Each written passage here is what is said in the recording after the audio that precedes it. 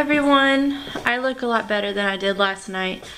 Feel a little bit better. My throat's still scratchy. So we just got back from dropping John off at work. This morning was so crazy. So let me start from the beginning. I don't remember if I mentioned this last night or not. I'm pretty sure I did, but yeah, I did mention it. TRICARE was supposed to give us a referral paper. They did, but I guess it got lost. I don't know. So we didn't think it would be a problem because if they really needed that paper, TRICARE, the TRICARE office on post could simply fax it over to the hospital.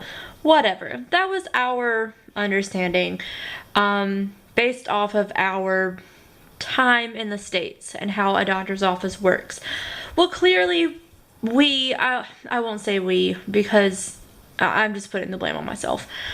I did not figure in the fact that we are in another country and things do not work the same, including German doctor's offices. We wake up at 6:30 this morning.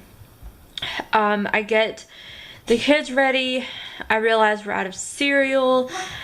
I did not have time to make myself breakfast because I thought I had time to cook some eggs for myself after I got myself ready, but I didn't. After I got the kids ready, fed them, got myself ready, we had to leave because I had to get gas before I picked up John from work. So we go get gas, pick up John. We're running a little bit late, but no big deal. It took about 30 minutes with traffic to get to the hospital in downtown Stuttgart, and traffic was terrible, like I assumed it would be. I mean, it was morning rush hour traffic going into the city, so obviously it was going to be crazy. I think by the time we got parked, which wasn't bad at all, the parking garage was literally right in front of the hospital. Underground, it freaked me out because, side note, my Jeep is 1.7 meters tall. I looked this up before I left because I was freaking out about it. The parking garage maximum height is 1.9 meters. So I was cutting it really close and I didn't even know if the luggage rack rails on the top, I didn't know if the specs that I found online for my Jeep included those. So I was like, crap, I don't know how this is gonna work, but we're just gonna roll with it. Thankfully it was fine. We had a good height clearance and we found a parking place like as soon as we pulled in. No big deal. So I think by the time we walked into the hospital it was like 10 after 9, like 9:10. And his appointment was at 10. So the information desk is literally right inside the first building you go into. This hospital is huge. It is separated into different buildings, which we were used to because that's how Balboa Hospital, the hospital that Audric used to go to for his ophthalmologist appointment, was. It was just all spread out in the different buildings. Plus there's the Olga Hospital, which is right behind the main hospital. It's the Olga Hospital and the women's clinic or something like that. Anyways, so we go in, ask the people about a translator because we were told by the TRICARE person that that's where we needed to go and just ask for a translator. We didn't know that we had to do anything beforehand, like schedule a translator for this appointment or anything, because the way she made it sound was we just go in and say we need a translator and that was it. Yeah, no, they don't have translators at this hospital. So John is, side note again, thank God John was there with me because I don't know what I would have done if I was on my own with the two kids at this appointment. And you'll see why in a minute. So John was walking around to each information desk trying to speak to them in German with Google Translate out. Some of them spoke a little bit of English and they could help kind of direct us. Basically we had to go from building to building to building trying to find the international registration office, because that's where we thought we had to go. So we finally find it, and then by that point it's like 9:35, 9:40, and I told John, I'm just like, let's just find out where his actual doctor's office is and just go there and figure it out from there. So we found the building where it was supposed to be. Someone finally at one of the information desks finally gave him a little card that had a map of the hospital and all the buildings, told us exactly where we needed to go. We get into this building and there's like a million hallways, and of course all the signs are in German. And by that point we were just so frustrated and trying to get there before his appointment time, before 10 o'clock. We didn't think to ourselves, well, let's look up what the name for an ophthalmologist is, or ophthalmology, eye doctor, whatever it is in German. And I do know it, but I'll look it up. We did find out what it was, and eventually we did find the clinic. We walked up to the registration desk like 10 minutes after his appointment time, and that was because this waiting room was packed full of just people. Like, it was so packed. People were standing in the hallways. There was a long line to check in. And of course we find out that that referral paper was needed. Like, we needed to do it because we had to fill out a bunch of paperwork, a bunch of TRICARE paperwork. The kids were not having it. I ended up taking them down a side hall. They were not listening to me, which I don't blame them. I mean, I'm sure they were restless by that point. I know I was, and I was freaking out. And basically, I almost had an anxiety attack. An ophthalmologist is an Augenarzt. Yeah, anyways, I'm standing there trying to get the kids to behave, trying to call TRICARE and figure this out, while John is standing over here at the counter trying to figure stuff out. There's a line of people behind him getting annoyed. I know they knew we were Americans. They kept staring at us, which I know that's a normal thing in Germany. They don't see that as rude. I'm trying to get used to it, but literally there was one point where I'm standing in this hallway, and right here's the waiting area, and I look through this little window that I can see the waiting room, and this elderly lady is sitting there, and she is staring me down. So by that point, I'm just done. The kids are done. I just stare back at her, and I give her a menacing glare, is what I'll call it. I mean, I was so frustrated by that point, and just seeing someone stare at me was just the last straw. And I was like, just staring her down, and she just kept staring. She was like, I mean, it was very, very awkward. It was a very awkward moment, because we're just staring at each other like having a staring contest. But this lady, I don't know.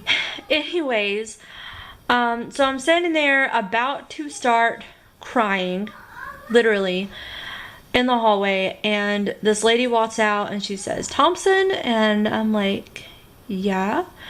And she's like, "You can come in here." So we got to go into the waiting area where his ophthalmologist was.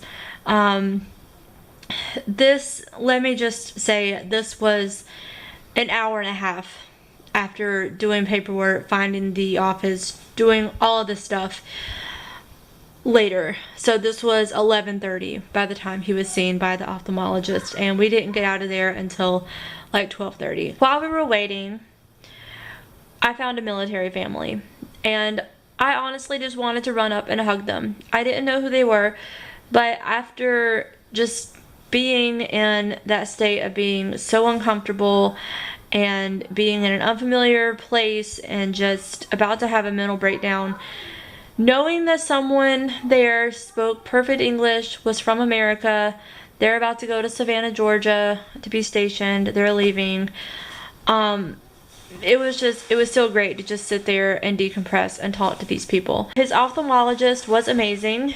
He spoke perfect English, which was awesome. And let me just take another side note and say that I do not expect all Germans to speak English at all. This is their country. This is Germany. I am a foreigner here. I mean, we're just here for 3 years living. So I need to learn the language and I need to better myself. And John and I both agreed. Like, we need to get on the ball with learning German. It's really hard for him between work and school right now because his schedule is crazy. I barely see him. Today was the most time I've spent with him in like a week. But I really do need to get into learning German. We told his ophthalmologist about, you know, his history, how long we've noticed his eye, he has strabismus, and everything we've been doing these things called atropine eye drops, and basically it's a medicinal form of patching. So basically we do it like twice a week. It dilates his eye, but his eye stayed dilated like several days after. So his eye was like, one eye was dilated, one wasn't. And I didn't really like that, but we were doing what his previous ophthalmologist prescribed him. So we told him about that, and you know, they checked his eyes. They haven't gotten better. So now they're doing the actual patch. He has to wear an eye patch 4 days a week from the time he wakes up until he goes to bed at night. He's actually really excited about it. I got him pretty pumped up for it because I'm like, you get to be a pirate. I'm so jealous of you. And he got to pick out his eye patch. He's getting a plains one from this little list of, like, they had superheroes and Mickey Mouse and all kinds of stuff, and he chose planes. So we got to take, speaking of which, I got to go to the apotheca, I don't know how to say it, the pharmacy, which is on our street, like literally like 2 buildings down, and order his patch. But that's what's going on right now. He goes back in 3 months for a follow-up. If no significant changes have happened with his with the muscles in his eye getting stronger, they're moving forward with surgery. Which, if you have seen my previous videos on my other channel, Sharon Posh, and my playlist Journey to Germany, I talk about this. But we knew, and we still know, that obviously surgery is and was an option. And like I said last night, John had to have the surgery when he was Audrey's age. So while we would rather, you know, not have to put him through an unnecessary surgery, it's not unnecessary at this point. His eyes are not getting better. So we are actually okay with them going ahead with the surgery if it comes to that, if his eyes don't get better in the next 3 months, by the time he goes back. When we left, I was very hangry. I was very shaky. I could feel that my blood sugar was low, and it was a bad drive home. I was just so irritable. And yeah, we dropped John off at work. He got me and the kids some lunch, and he obviously had to go back into work. So now we are home, and the kids are, well, they were playing outside. They literally just came in. But they're running back and forth outside, which I don't care. I'm letting them get the rest of their energy out. They fell asleep on the way home, or actually on the way from downtown to John's work and then to the house. They were just like knocked out. Even when we got to the house, usually they'll wake up. Nope, I literally had to pull Kimber out of her car seat, pull Audric out of his car seat. They were just completely out. I knew that they were exhausted from today. I am too. I have no idea what we're doing for dinner. I haven't even thought of it. It's almost 3 o'clock. I don't know. I'm going to go ahead and end the vlog for now. I'm probably gonna go sit outside with the kids and enjoy the sunshine. It's a very, very pretty day outside. It's warm. It feels like spring. It's amazing. So I'm gonna go hang out with the kids. Some air out of this ball. Figure out how to blow this up. Everyone, bye.